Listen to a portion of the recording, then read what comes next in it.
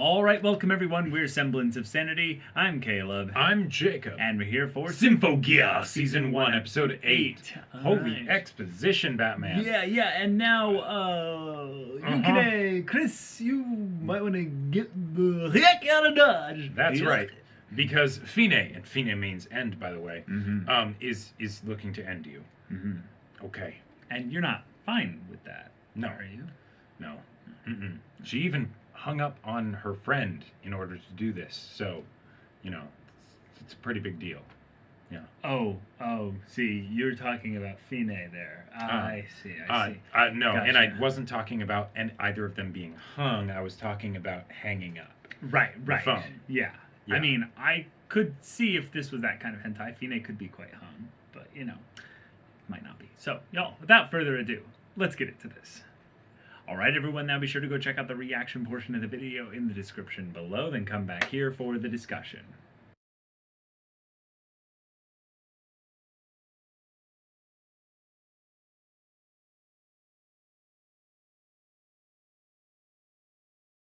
Well, okay. Yeah. So if last Awesome. episode was a hell of a lot of talking about ominous and mysterious things, Yeah. this is a whole lot of things happening. Yeah, this is a lot of things happening and giving us also a really quick resolution to the drama from the previous episode, which I'm not entirely thrilled about, but that's okay. I really liked the stuff though with having Yukine and Miku end Yes. up together, That because was there were awesome. some really cool things that they were able to help the other person with Mhm. without really knowing how they were helping them. And I Right. always love that kind of Serendipitous moment in stories kind of a thing. Yeah, not really the encounter as much as they both are saying things to the other that the other person adds an extra layer of interpretation onto it that the other person is unaware of. So it's really fun. Something where, because their situations are, granted, different circumstances and whatnot, but Yeah. a lot of the heart of it is the same. Yeah, it's Toph and Iroh meeting in the chase Right. randomly. Yeah, They exactly. have Right. no idea who the other person is. Yep. And Yeah. because the way that the situation with Miku and Hibiki ended up resolving is kind of predictable, right? Yeah. Because it's like, okay, yeah, she opens up about the fact that yes, I wasn't being honest with myself about my feelings, and I wasn't honest with you about it and all that stuff, and that that wasn't helpful, so sorry about that, and everything. And then Hibiki also being like, hey, I'm sorry I didn't tell you, right? Right. Yeah. But then, oh no, suddenly these two characters that, you never would have thought would ever interact, suddenly, hey, but what if they did? What if they It's like, did? oh. And long yes. before you'd think they would interact. Right, because you'd think, I would have thought it would be once Miku gets, Yeah. brought into the whole thing, maybe Like- gets Symphogear of her own, then, Yeah. then they fight or something like that, right? But no, No. it's We have just, it right now. Yeah. Mhm. Yeah.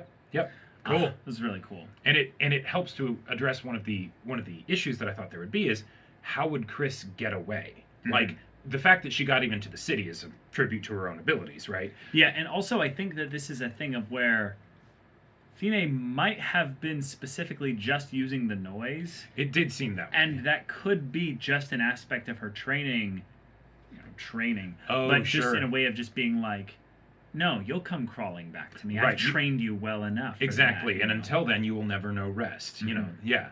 Yeah. And then that being a way for her to be able to see the effect that she has on other people, because, her motivation that we got in the previous episode, if she wants to, do away with war, right? Sure. It's like, okay, with the actions that she's been taking, that's, it's pretty extreme, right? But Yeah. then suddenly, But she has such a shitty view of adults in general. right, that it's like, all right, see how she Well, could, get twisted. Makes a little bit more sense. Yeah, exactly. Yeah. But then, the things that I did caused a bunch of other people to die, caused a bunch of other people to get hurt, right? Yeah. How do I feel about that? Yeah, and that's the kind of thing I almost feel like that's the part of maybe the way that Fine keeps control of her is basically like, well, I'm going to send the noise after you, and you don't want to bring those to other people there. Sure. In fact, the way the world building is set up, she ends up alone if she ever fights the noise in a public area anyway, because all the people get the alarms that go off and say that the noise is here. That's true. And that drives them away from being able to potentially help her. But in this case, she has a random citizen of Miku Yep. who's like, no, you know what? Yeah, I got you. Right. I got you. And in some ways, it Let's was see. the very fact that she was going through that situation with Hibiki made it easier for her to be able to help Chris because one, she's in a state where she, just lost her lifelong friend, so she needs a, she's feeling alone, right? But then also because she specifically was like, I don't know if I like the idea of actually staying in a room with Hibiki. Right. I'm going to go back to my home. Oh, and then on the way there, runs into someone who is in desperate need of a home. But there you go. Yeah. There you go. This was a really sweet episode in that regard, and there was a lot of really cool, tender moments that we got with Hibiki and Miku, and that was just... Well, I also love the comedic dissonance of crazy battle going on, defend the city, all this stuff. All right, fight the invading, horde of monsters that are attacking civilians. But first, let me take a selfie. And it meant a lot to the characters. The fight was over at that point. Was it? Yeah. Yeah. Okay. Yeah, maybe it was. Sure. Yeah. But okay, Genjiro though, just stomping the competition completely into the ground, 6 feet under. Yep. But he also gave a little bit of a line that made me go, Which one was it? It was when he encountered encountered Yukine. He basically saved her, right? Yeah. But then he makes a whole thing of like, I'll try to be able to like help you like next time or again or this time, basically. Maybe it was because she was originally going to be working for them because she was one of the attuned, yeah. And then she went missing and stuff, so it's the is this part. She says, I can take care of myself. Right. Leave me and go help the others. And he says something that I was just like, wait. Yeah, but I'll take them all on. And she has her badass song about like, I'll tear them all to pieces. Right. Kill you and you and you and you. Yeah. Yeah, and it's badass. It's awesome. But here, yeah, seeing her using a relic basically, or a Symphogear on full display, and he says, "I guess I couldn't save her this time either." Yeah, that's that's interesting because I think it's a thing of where if you're doing it just to reemphasize the idea that he could have potentially saved her when she was then she disappeared as one of their attuned at some point. It's like, okay, that doesn't really give us much. But the idea that this is a time where she needs to be saved... Right, because technically he did kind of save her. He did save her. Because he jumped her up to the building when she couldn't sing. Right, that's the weird part. But that makes it seem like he is more aware of her situation. Yeah, and that he's not talking about a physical saving. Right, he's talking about something more. Yeah, like an emotional saving, Yeah. And who knows, maybe he does. Like maybe he's pseudo aware of that because of like context of just things that have happened since they ran into her for the first time, or maybe because he's now had the unique situation with Kanade and Tsubasa, but then also with Hibiki, he might now know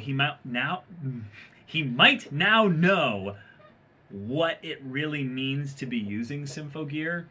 Oh, okay. And like the saving is more of like the, I don't know, something a little bit more. Yeah. Yeah, I'd be up for that. But yeah, Genjiro just every time he shows up and just casually does these crazy Herculean like feats. I love it because it's the power of his eyebrows. Like even with Ryoko, we know that it's some kind of magic-y whatever, right? But she's the scientist. So and she's also not exactly who she seems either because she's working with the other group. So there's all kinds of potential reasons and explanations for why she might be able to do some of the things she does, and it's very obviously supernatural, right? Yes. Or sci-fi or something, yes, right? Exactly. Like force fields and shit. Yeah. Whereas with him, it's just I punch really hard. I am the unitist of units. Like okay. Like as if the smashing of the ground to make a wall wasn't enough, and how casually he just does that. Like I know that when I smash my fists here, it will make a defensive wall. Right. But he grabs somebody and just jumps straight up, like standing jump, just onto the top of a big ass building. It's one of my favorite things in. This is just a bit of anime, even in JRPG kind of thing, is one of my favorite things. Is basically that we're in a fantasy world. Stop assuming that people are limited by the basic things of our world, even though this is clearly Earth and we're in Japan and all that. Right. No, forget all that.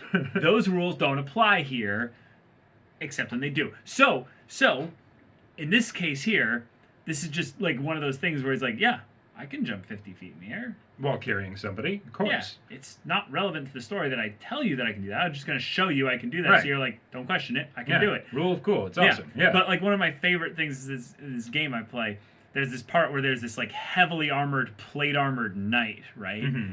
And he's very clearly able to use magic and stuff like that. So you're like, okay, so he's a much more serious threat. And then he realizes he's outclassed and he just randomly backflip yeets himself like 250 feet into the air and backwards, like while in full heavy plate armor. And it's just this part where it's got the whole and I'm just like I just die laughing every time I see it. I'm just like yeah. But the best part is they only do it ever once, really. And it's just this moment where you're like, he's clearly strong, and then suddenly and you're just like, okay, we're in joke territory now. Yeah. That was amazing. Like, and then like for all the rule of cool stuff with that, there's the Yukine's been like screaming and like, and like sobbing and everything, right? Like projectile tears. So naturally her voice isn't, quite up to snuff. That was a really cool detail.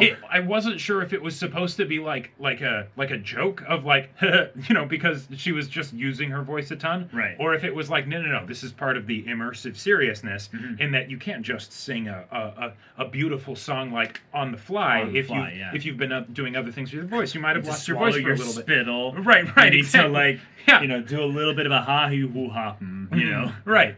Like, but I don't know what it was. Like the two of those things in close like proximity in the episode, just it was great.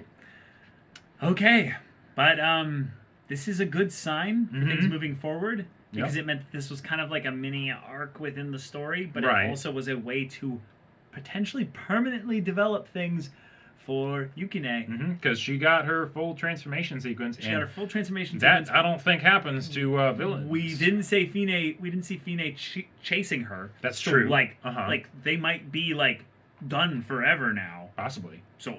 Yep. Yeah. I will miss the English if that's the case.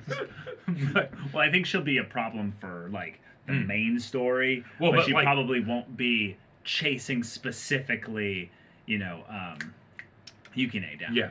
But the thing is, we need excuses and reasons for her to not be speaking Japanese. That's the problem. Oh, I thought you were going to say excuses for us to see her naked. But I mean, I guess that... No, that's just seeing her, like, anytime, really. Like, I mean... No, when she leaves that area, she does... She when she puts a hat on, usually the rest of her is she's got a Carmen Sandiego cosplay going on. No exactly. Red is overrated. Right. I mean, I don't think that, but she thinks stand that. out. Yeah. Yeah. But Genjiro doesn't think that either. No, Genjiro understands. He's based. He's like, red all the way. All the way. Yep, exactly. Yeah. So y'all, thank you so much for watching this episode's reaction and discussion. If you want to see the next episode's reaction and discussion right now, though, go check out the link in the description below for our Patreon. You can get an early access there. You can watch full-length timer reactions there, and all this comes with Discord access. You can chat with us in the community there about this show, about anime in general, and also be sure to check out our Twitch channel. We stream every weekday. The info's in the description. Yeah, so if any of that interests you, we'll see you there. But until then, we're Semblance of Sanity. I'm Caleb. I'm Jacob. And we'll see you all next time.